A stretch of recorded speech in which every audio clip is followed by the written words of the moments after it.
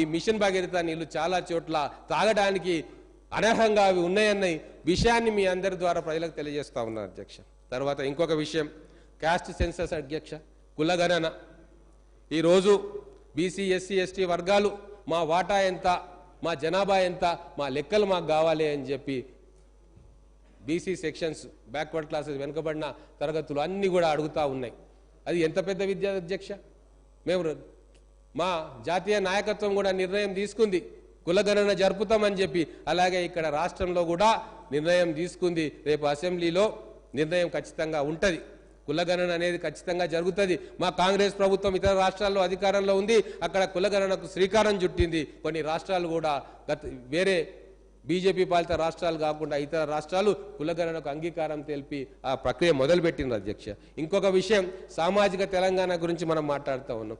నిన్ననే గౌరవ ముఖ్యమంత్రి గారి కుమార్తె వచ్చి జ్యోతిరావు పూలే విగ్రహం ఇక్కడ కావాలని అడిగింది. ఎంత ఆశ్చర్యం అధ్యక్ష.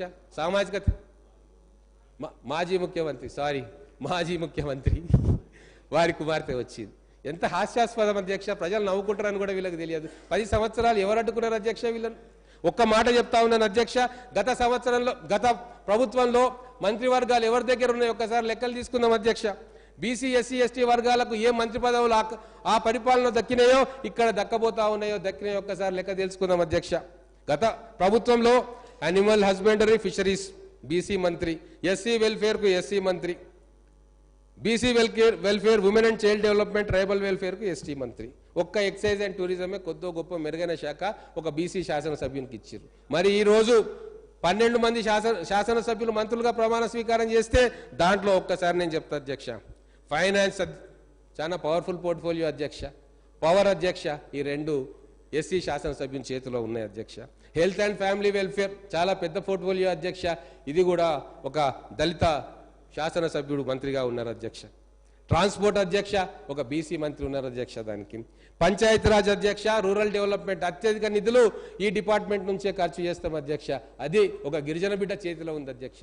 ఇంతకంటే సాక్ష్యం ఏం కావాలి అధ్యక్ష? సామాజిక తెలంగాణ కోసం, తెలంగాణ బ్రతుకు కోసం, తెలంగాణ భవిష్యత్తు కోసం కాంగ్రెస్ పార్టీ తప్ప ఇంకో పార్టీ పనిచేయడానికి ఇంతకంటే గొప్ప సాక్ష్యం ఏం కావాలి అధ్యక్ష? అయినా మా మిత్రులు మాట వినరు. నేను చెప్పేవన్నీ కూడా వాళ్ళకు ఎక్కదు, ఎందుకంటే వాళ్ళు అధికారం మత్తులో ఉన్నారు కాబట్టి. వాళ్ళ కోసం ఈ మధ్య నేను కూడా వేమన పద్యం సుమతి శతకం చదువుతున్న అధ్యక్ష.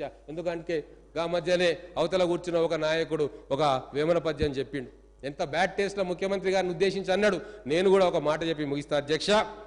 తివిరి ఇసుమున తైలంబు తీయవచ్చు, తవిలి ముగతృష్టలో నీరు త్రాగవచ్చు, తిరిగి కుందేటి కొమ్ము సాధించవచ్చు, చేరి